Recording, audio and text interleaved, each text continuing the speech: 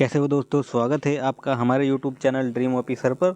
आज के नए प्रैक्टिस सेट के साथ में प्रैक्टिस सेट आपका 5वां आज प्रैक्टिस सेट डाला जा रहा है, जो आपके हिंदी के पोर्शन को 100% स्ट्रॉन्ग कर सके। आपको पता है हमारे चैनल द्वारा आपके लिए एक प्रैक्टिस सेट डेली डाला जा रहा है, जो आपके हिंदी के पोर्शन को मजबूत कर सके। हिंदी आपका ऐसा टॉपिक है जो ये समझ लिए यूपी पुलिस कांस्टेबल एसआई किसी भी एग्ज़ाम के लिए एक रीढ़ की हड्डी का काम करता है और यही हमें मजबूत करनी है। तो चलिए शुरू करते हैं आज का प्रैक्टिस सेट। इसमें पहला क्वेश्चन आपको दिया गया है, संप्रेषण करते समय ध्यान रखना चाहिए कि वो अपने शब्दों में किया जाए, वो अर्थों में किया जाए, वो दूसरों के शब्दों में किया जाए, वो बहुत शब्दों में किया जाए। तो जब हम संक्षेपण करते हैं तो वो किसी भी बड़ी चीज़ को, किसी भी बड़ी वाक्य को पढ़ के उसका कुछ छोटे कम शब्दों में अपने शब्दों में एक जवाब देना होता है, उसे ही हम संप्रेषण कहते हैं। तो इसमें आपका हो जाएगा आंसर ए, वो अपने शब्दों में किया जाए। ठीक है, तो इसमें आपका हो जाएगा ए उत्तर। नेक्स्ट क्वेश्चन देखते हैं। नेक्स्ट, हिंदुस्तानी साहित्य का इतिहास किसने हिंदुस्तानी साहित्य का इतिहास लिखने वाले गार्दा दा ताशी किसके विद्वान थे? ठीक है, तो ये अंग्रेजी, स्पेनिश, जर्मनी, तो कहाँ के थे वे? आप यहाँ पर देख लीजिए, ताशी में सी आ रहा है तो आपको आंसर लगा देना है फ्रांसीसी। तो ये आपका हो जाएगा फ्रांसिस। तो ये आप फ्रांस के थे। ठीक है, क्वेश्चन नंबर 3, निम्नलिखित में से किसका प्रयोग केवल बहुवचन में होता है? तो किसका प्रयोग होता है? लड़के का नहीं होगा क्योंकि लड़के लड़को हो जाएगा, घोड़ा घोड़े हो जाएगा, नारी नारिया हो जाएगा, तो आपका हो जाएगा दर्शन। ऐसे ही आपको ऑप्शन को छांटना है और सही ऑप्शन चुनना है। 4th नंबर क्वेश्चन, जिनका उच्चारण ऊपर के दांतों पर जीभ लगने से होता है उसे क्या कहते हैं? तो उसे क्या कहते हैं? हम कहते द से क्या बनता है आपका दांत, तो यह हो जाएगा दंते।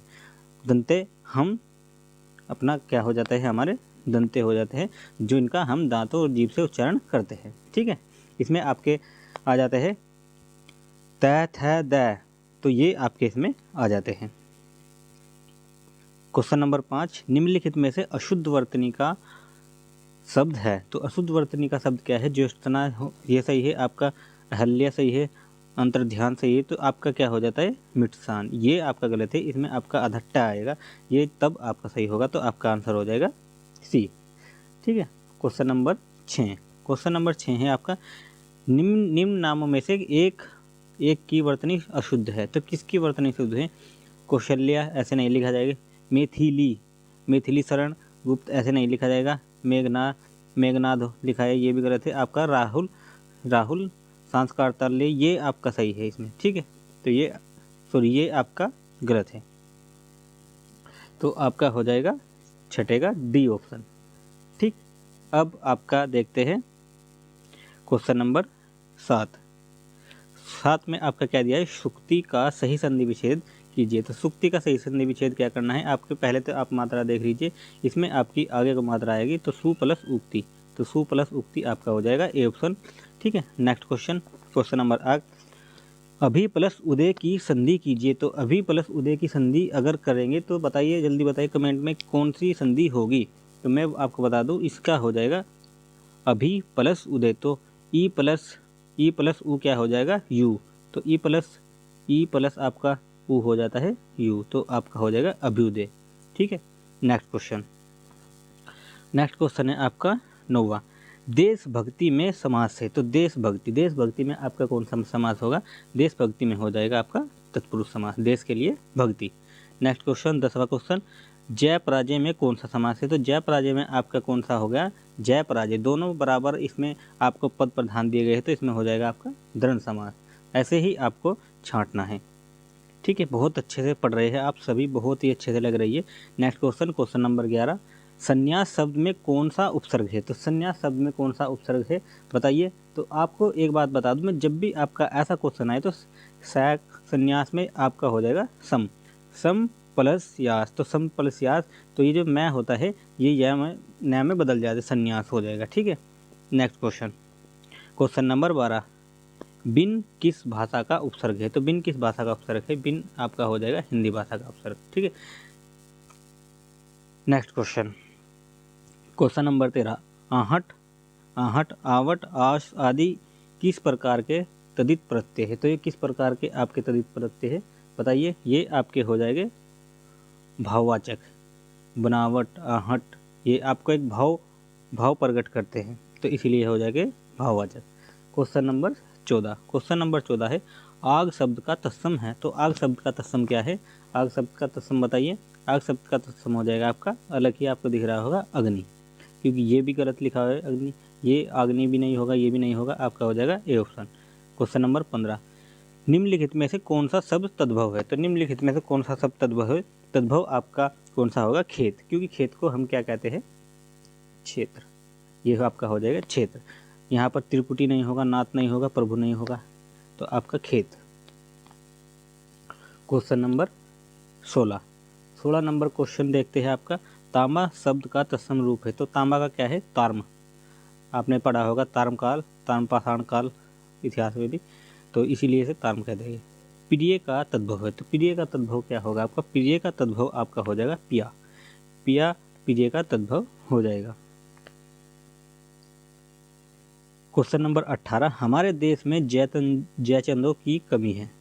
हमारे देश में जयचंदों की कमी नहीं है में जयचंदों संज्ञा के किस भेद के अंतर्गत आता है। तो जयचंद आपने देखा होगा, जयचंद किसको कह देते थे? जो लालची आदमी होता था, धोखेबाज आदमी होता था, उसको जयचंद कह देते। इसीलिए इसमें दिया गया है हमारे देश में जयचंदों की कमी नहीं है। ऐसे देख लीजिए, जैसे आप बोल दे किसी को कि रिश्वतखोरों की कमी नहीं, इसी तरह इसमें बोल दिया गया है। अगर आपको एक नाम जयचंद दिया जाता तो उसमें आ जाता है आपका व्यक्तिवाचक, मगर इसमें आपको जयचंदों, तो ये उनकी एक जाति को व्यक्त कर रहा है, जयचंदों की जाति को, इसीलिए आपका हो जाएगा जातिवाचक।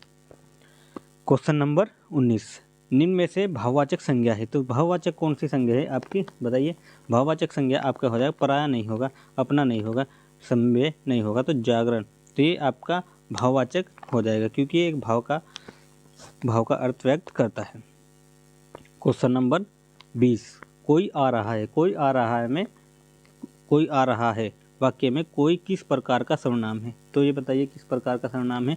तो ये आपका हो जाएगा, बताइए, ये आपका हो जाएगा अनिश्चयवाचक, क्योंकि कोई आ रहा है, कौन आ रहा है हमें ये नहीं पता, इसीलिए निश्चित नहीं है कि कौन आ रहा है, तो इसीलिए हो जाएगा आपके कोई आ रहा है अनिश्चितवाचक। उसमें भी आपका हो जाएगा व्यक्तिवाचक, क्योंकि किसी व्यक्ति के बारे में बात की जा रही है। अगर आपको मैं बता दूं कि अगर एक होता है कुछ अगर जो कहा जाता है कि कुछ दिख रहा है, कुछ आ रहा है, तो उसमें आपका हो जाता है संख्यावाचक या द्रव्यवाचक अदर में। ठीक है। नेक्स्ट क्वेश्चन 21 नंबर, परख शब्द है। तो परख क्या शब्द है? परख कैसा शब्द है? परख आपका क्या है? विशेषण। तो ये आपका विशेषता बता रहा है कि उसकी के वह इतना अच्छा है, क्या है इसके बारे में, तो आपका हो जाएगा विशेषण।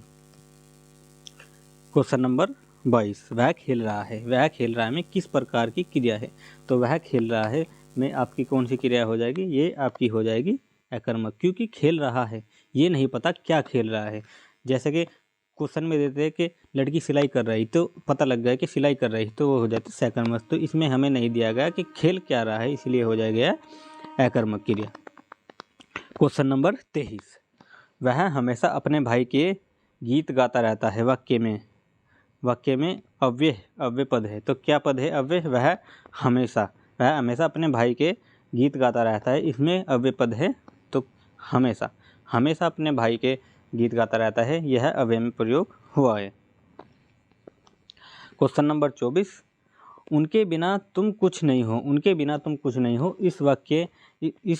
उनके बिना तुम कुछ नहीं हो वाक्य में संबंध बोधक शब्द कौन सा है? तो उनके बिना, तो क्या होगा इसमें आपका बिना, तो बिना आपका इसमें हो जाएगा संबंध बोधक, क्योंकि ये संबंध बता रहा है उनके बिना। इसीलिए ऐसे ही आपको भी हर क्वेश्चन में से आंसर निकालना है कि ऐसा हुआ क्यों है, इसलिए होता है क्योंकि उसमें रीजन दिया होता है। ठीक है। नेक्स्ट क्वेश्चन 25 नंबर क्वेश्चन, निम्न में से कौन सा शब्द आँख का पर्यायवाची नहीं है। तो निम्न में से कौन सा शब्द आँख का पर्यायवाची नहीं है, इसका आंसर आप बताइए। तो इसमें आपका अक्षु भी है, नयन भी आँख को कहेंगे, दृग भी, तो आपका हो जाएगा द्रगम्बु आपका नहीं होगा, ये होता है आपका आंसू का, तो ये हो जाएगा आंसू का, तो आपका हो जाएगा इसमें डी ऑप्शन इसमें सही हो जाएगा। क्वेश्चन नंबर 26, देवता का पर्यायवाची शब्द है। तो देवता का पर्यायवाची शब्द कौन सा है? देवता का शब्द बताइए कौन सा है? दो देवता का हो जाएगा विबुद्ध। विबुद्ध आपका देवता का पर्यायवाची शब्द हो जाएगा। ठीक है, ऐसे ही इसके हो जाते हैं देव, सुर, अमर, ये भी ऐसे ही इनके शब्द पर्यायवाची शब्द देवता के ही है। Next 27 number question. 27 number question में आपको क्या दिया गया है? अवर का विलोम है। तो अवर का विलोम क्या लगा दीजिए? पर लगा दिए तो हो जाएगा पवर। ऐसे ही आप देख लीजिए 28वां क्वेश्चन दिया है आपको भय का विलोम। तो भय का हो जाएगा निर्भय। ठीक है, 28वां क्वेश्चन हो गया आपका। ऐसे चलिए 29वां क्वेश्चन देखते हैं। निरंतर करने से कामयाबी जरूर हासिल होती है। तो निरंतर क्या करने से? तो प्रयास अगर हम करते रहेंगे तो कामयाबी हासिल हो ही जाएगी। तो इसका आपका हो जाएगा डी ऑप्शन। 30 number question. वायुयान के उतार चढ़ाव से यात्री घबराए पर चालक ने उन्हें किया आश्वस्त। उन्हें आश्वस्त किया कि आप घबराइए मत, तो उसको क्या कहा जाता है? आश्वस्त। तो 30वें का आपका हो जाएगा ए ऑप्शन। ठीक है, अब 31वां क्वेश्चन देखते हैं। जिसकी कोई उपमा न की जा सके, वाक्य के लिए शब्द अनुपम, अनुपम, अनु प्लस उपमम। तो जिसकी हम उपमा नहीं कर सकते, तो आपका हो जाएगा 31वें का ए ऑप्शन। Question number 32। जंगल में लगने वाली आग को क्या कहते हैं? तो जंगल में लगने वाली आग को क्या कहेंगे आप? दावा नल। तो दावा नल आपका हो जाएगा जंगल में लगने वाली आग को। Question number 33। कागजी घोड़े दौड़ाना मुहावरे का अर्थ है।